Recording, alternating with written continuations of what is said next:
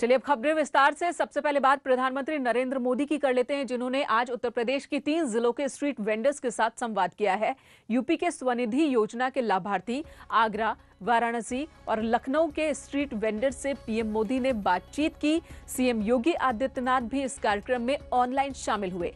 इस दौरान पीएम मोदी ने स्वनिधि योजना में यूपी से आए आवेदनों को लेकर तारीफ की। उन्होंने कहा कि स्वनिधि योजना का लाभ लेने में उत्तर प्रदेश नंबर 1 है।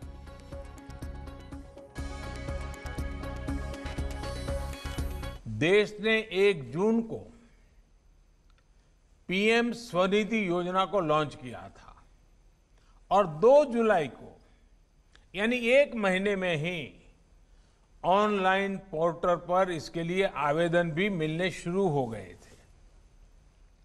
योजनाओं में ये गति देश पहली बार देख रहा है।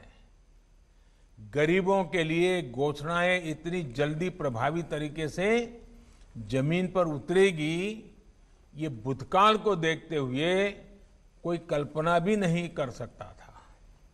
स्ट्रीट वेंडर्स के लिए बिना गारंटी के किफायती ऋण के लिए इस तरह की योजना तो आजादी के बाद पहली बार बनी है।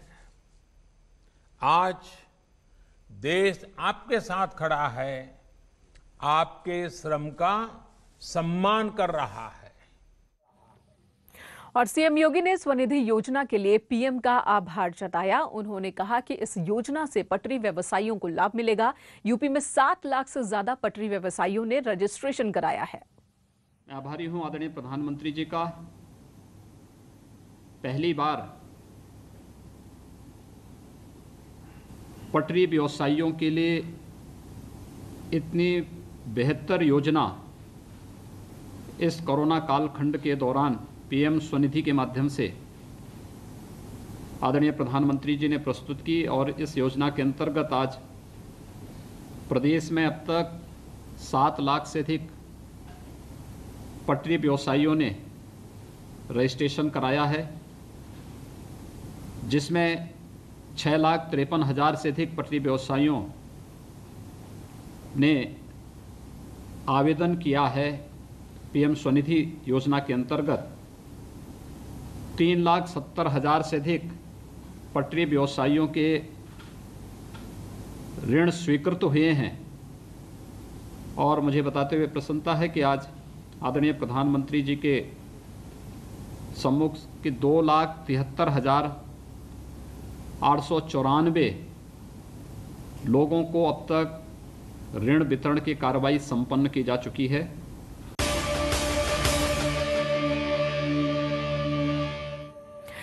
और चलिए बात कर लेते हैं राज्यसभा सीटों पर जो इस वक्त दंगल छिड़ा है उसकी। यूपी में 10 राज्यसभा सीटों के लिए नामांकन का आज आखिरी दिन और आज ही बीजेपी के 8 प्रत्याशियों ने अपना नामांकन किया है।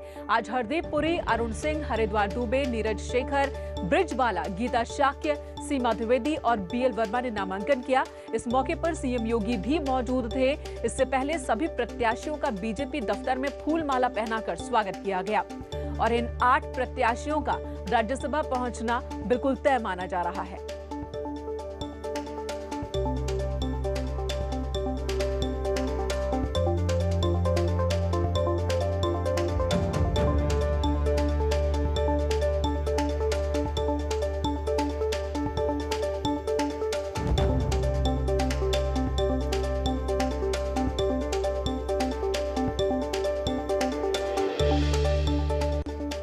25 नवंबर को यूपी से राज्यसभा की 10 सीटें खाली हो रही हैं और इसके लिए राजनीतिक पार्टियां सियासी समीकरण बनाने में जुटी हैं। इन 10 सीटों में 8 सीटों पर बीजेपी की जीत तय मानी जा रही है, जबकि 1 सीट पर समाजवादी पार्टी की जीत तय है।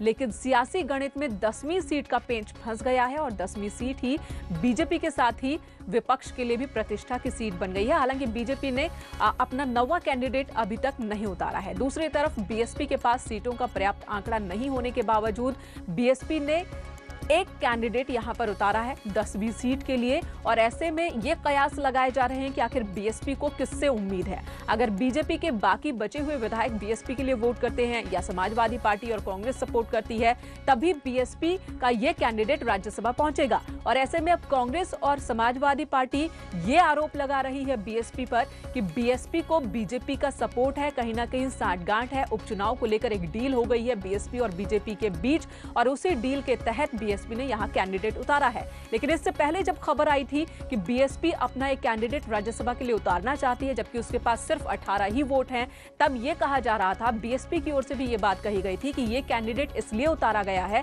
ताकि जो एक धारणा है बीएसपी को लेकर कि वो बीजेपी की बी टीम है, उस धारणा को तोड़ने के लिए। लेकिन अब जबकि बीजेपी ने अपना नवा कैंडिडेट नहीं उतारा है, ऐसे में कहा जा रहा है कि बीजेपी ने बीएसपी को यहां एक रास्ता दे दिया है।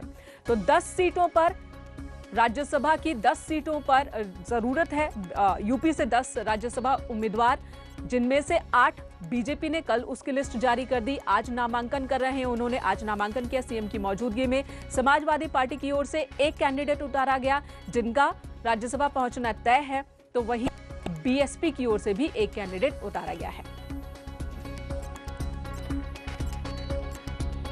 और राज्यसभा के प्रत्याशी हरिद्वार दुबे ने बीजेपी से ब्राह्मणों की नाराजगी के सवाल पर कहा कि बीजेपी से ब्राह्मण नाराज नहीं है, और ब्राह्मण नाराज होकर जाएगा भी तो कहां जाएगा। नाटकबाजी है कुछ। हरिद्वार दुबे को पहले चेहरा नहीं देखा, मैं संगठन में आज तक तो लगातार पदाधिकारी था, और ये उड़ाया गया है, लेकिन ब्राह्मण कहीं बीजेपी से नाराज नहीं है। इधर उन्नाव सीएम की जनसभा यहां पर भी होनी है। सीएम की जनसभा की तैयारियां लगभग पूरी कर ली गई हैं। सुरक्षा के भी कड़े इंतजाम किए गए हैं। जनसभा में सीआरपीएफ की तैनाती है। थर्मल स्क्रीनिंग की जा रही है। एंट्री गेट पर मेडिकल टीम भी तैनात की गई है। बीजेपी प्रत्याशी के समर्थन में सीएम यहां पर एक जनसभा को संबोधित करने वाले हैं। बांगरमऊ के शांति मैदान में ये जनसभा होनी है। वहां के इंतजाम इस वक्त हम आपको दिखा रहे हैं।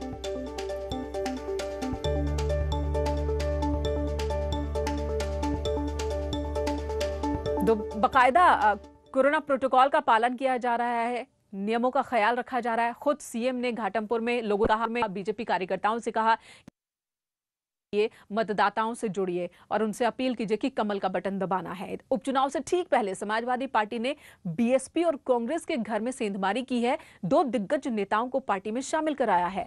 पार्टी के राष्ट्रीय अध्यक्ष अखिलेश यादव की मौजूदगी में बदायूं से 5 बार सांसद रहे कांग्रेस के कद्दावर नेता सलीम शेरवानी और बीएसपी के कोऑर्डिनेटर और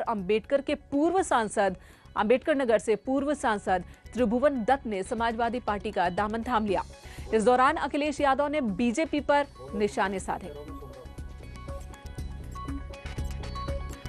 ये झूठी सरकार है और इस सरकार को हटाने के लिए हमारे साथ लगातार लोग जुड़ रहे हैं। मैं उनका स्वागत करता हूं, बहुत बहुत बधाई देता हूं कि इस लड़ाई में हमारा साथ देने आ रहे हैं, समाजवादियों का साथ देने आ रहे हैं। और लगातार पार्टी का प्रयास होगा कि लोगों को जोड़ा जाए, लोगों को जगह दी जाए।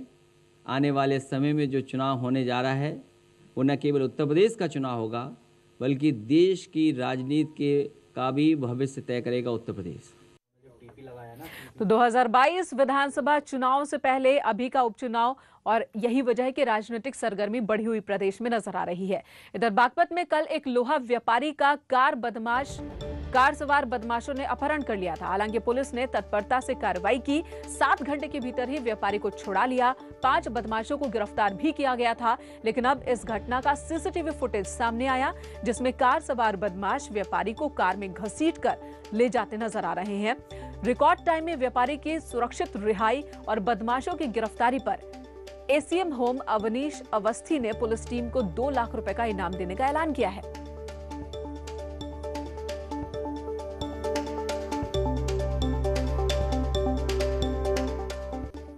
बहराइच में सरकारी अधिकारियों द्वारा बालाओं के साथ डांस करने और नोट उड़ाने का वीडियो वायरल होने के मामले में न्यूज 18 की खबर पर प्रशासन ने संज्ञान लिया और सीडीओ ने इस पूरे मामले की बीडीओ से रिपोर्ट मांगी है। आपको बता दें, वायरल वीडियो में ग्राम विकास अधिकारी और मनरेगा के एपीओ बालाओं के साथ झूमते नजर आ रहे हैं।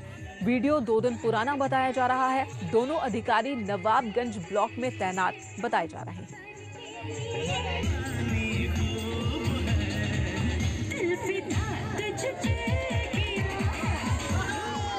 इस वीडियो को दिखाए जाने के बाद अब कार्रवाई की बात हो रही है। यहाँ रुकेंगे एक ब्रेक के लिए, तुरंत लौटेंगे, बने रहे हमारे साथ।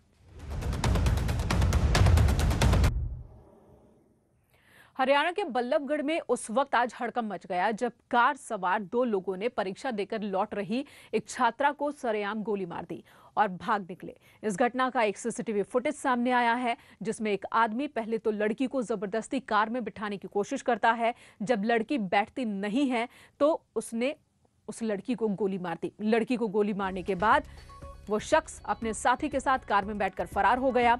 घायल हालत में लड़की को हॉस्पिटल ले जाया गया जहां उसकी मौत हो गई। इस लड़की का नाम निकिता तोमर बताया जा रहा है। निकिता की मौत के बाद उसके घर वालों ने हंगामा किया और पड़ोसियों ने भी सड़क पर खूब हंगामा किया है। घर वालों का रो रो कर बुरा हाल है। इस वारदात के बाद से हरकत में आई पुलिस ने कई जगहों पर छापेमारी की और पुलिस ने बताया कि निकिता नाम की लड़की को गोली मारने वाले आरोपी को गिरफ्तार कर लिया गया है। पुलिस के मुताबिक आरोपी का नाम तौफीक है।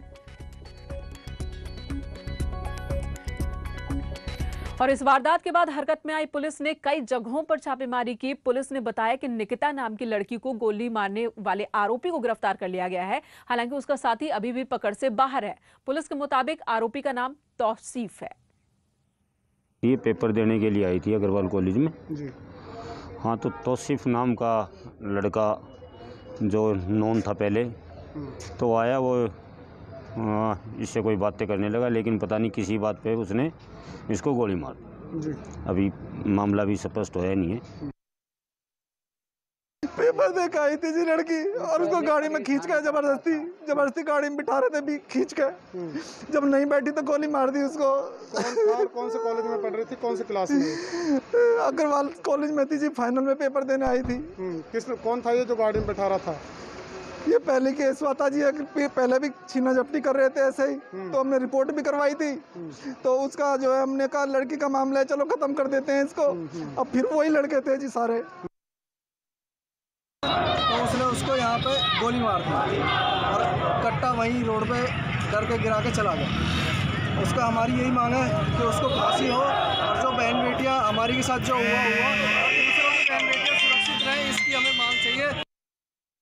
तो परिजनों का सीधे सीधे आरोप है कि पहले भी वो छेड़खानी किया करता था आरोपी, और अब जब उसने गोली मार दी है तो परिजन कह रहे हैं कि उसको फांसी होनी चाहिए ताकि किसी और लड़की के साथ इस तरह की वारदात वो न कर सके। एक ब्रेक के लिए रुकेंगे, ब्रेक के बाद भी न्यूज़ 18 पर खबरों का सिलसिला जारी है।